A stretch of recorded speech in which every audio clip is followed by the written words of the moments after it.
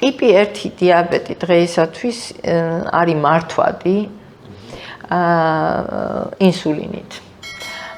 გარდა იმისა, რომ არსებობს ინსულინის მოლეკულა პრეპარატი, თავად მისი შეყვანის მეთოდებიც დაიხვეწა, არის ეგრეთ წოდებული ტუმბოები, ინსულინის ტუმბოები, ჩვენ შეგვიძლია დღეს ვზომოთ გლუკოზის დონე სისხლში მუდმივად, ანუ მუდმივი მონიტორინგის სისტემები არსებობს, რომელსაც პაციენტები ესე მხარზე დაიმაგრებენ და შეუძლიათ თავის ტელეფონზე უკვე აკონტროლონ რამდენია სისხლში შაქარი რეალურ დროში. ეს ყველაფერი გადაეცემა ალგორითმი, მუშავდება და გადაეცემა ამ იმას, რა ვქვია, აპლიკაციას. ტუმბოს, ინსულინის ტუმბოს და მე იქიდან შედის ინსულინი ადამიანის ორგანიზმში. ფაქტიურად პაციენტს დღეს აღარ უნდა სჭირდებოდეს თითების ჩხლეტა დღეში რამოდენიმეჯერ და არ უნდა სჭირდებოდეს ინსულინის ხელით შეყვანა შპრიცით დღეში რამოდენიმეჯერ. მაგრამ ყოველ შემთხვევაში ყველას არ აქვს დღესდღეობით ამის საშუალება, მაგრამ ეს ყველაფერი დაიხვეწა. მიუხედავად ამისა, ეს ყველაფერი არ კურნავს დიაბეტს, იმიტომ რომ ის დაზიანებული უჯრედი, რომელიც განადგურდა და ინსულინს აღარ გამოიმუშავებს, ის ისევ აღარ არის, უბრალოდ ჩვენ გარედან შეყვავს ინსულინი უფრო დახვეწილი მეთოდებით. ამიტომ ეს დაავადება ისევ იქ არის და განკურნება ნიშნავს, რომ დაავადება აღარ არსებობს, ადამიანი არის თავისუფალი და მას აღარ სჭირდება ინსულინი. აქედან გამომდინარე ჩვენ ვცდილობთ რომ შევიმუშაოთ ეგრეთ წოდებული ფუნქციური განკურნება. ფუნქციური განკურნება ნიშნავს იმას, რომ ის უჯრედები, რომლებიც დაზიანდა, ჩავანაცვლოთ ახალი ჯანმრთელი უჯრედებით, რომლებიც უკვე დაიწყებენ ფუნქციონირებას ორგანიზმში და იქიდან დაიწყებენ ინსულინის გამოყოფას და პაციენტს აღარ დასჭირდება ისევე, როგორც ჯანმრთელი პაციენტის უჯრედები აკეთებენ ამას. ახლა დღეისათვის უკვე არსებობს ორი ესეთი პროცედურა, რომელიც შეგვიძლია შევთავაზოთ პირველი ტიპი 1 დიაბეტის მქონე გარკვეულ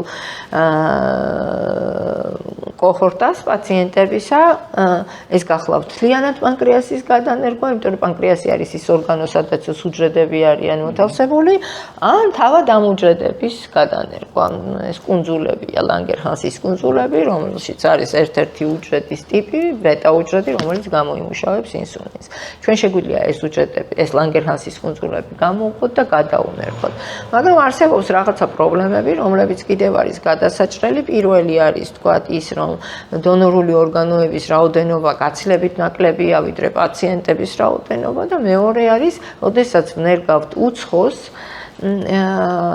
სხეულში, ადამიანის სხეულში, ჩვენი იმუნიტეტი ეგრევე ამოიცნობს მას და მოიცილებს.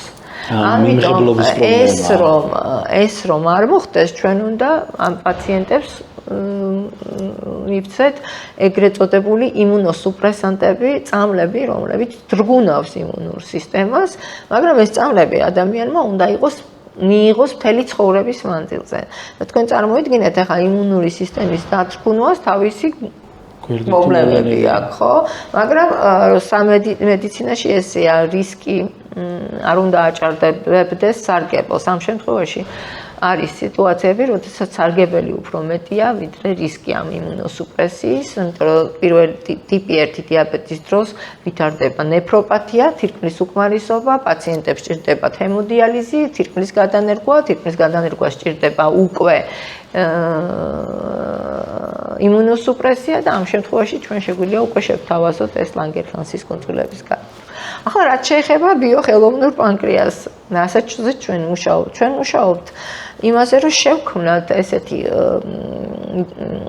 ორგანო, ენდოკრინული ორგანო, მხოლოდ რომელიც არის მიღებული ბიოინჟინერიის გზით, ანუ ჩვენ ვქმნით კარკასს, ამ კარკასზე ვაჯენთ უჯრედებს, იმ უჯრედებს, რომლებიც გაიმუშავებს ინსულინს, ასევე ხელოვნურად ჩავაშენებთ სისხლძარღვებს ამ კარკასში და ესე იქნება ბიოხელოვნური ორგანო და ასევე ეს უჯრედები, რომლებსაც გამოვიყენებთ და ეს კარკასი იქნება დაცული იმისგან, რომ იმუნურმა სისტემამ ის არ ამოიცნოს, არ მოიცილოს. ეს არის ფაქტიურად ის, რასაც ჩვენ ვმუშაობთ.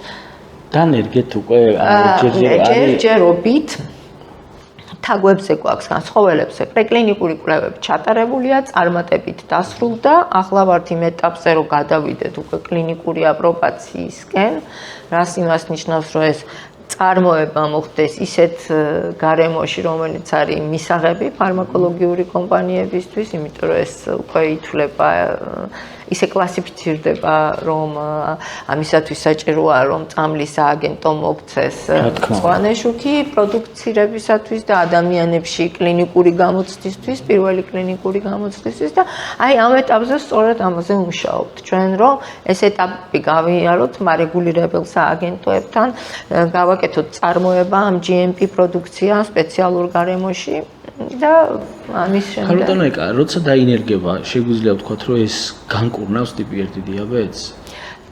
ზუსტად მაკეთკენ მივდივართ, რომ უნდა განკურნოს ტიპი 1 დიაბეტი, ანუ პაციენტს აღარ უნდა დასჭირდეს ინსულინის ინექცია. შესაბამისად ტიპი 2-საც განკურნავს. ტიპი 2-ის პრობლემა, როგორც გითხარით, ის სხვა პრობლემა კი. არის ის, რომ ეს ამოჭრა. თუ არა, სწორი ბრძანდებით და გეტყვი რატომ? იმიტომ რომ რაღაცა მომენტში გადადის ტიპი 1 დიაბეტში.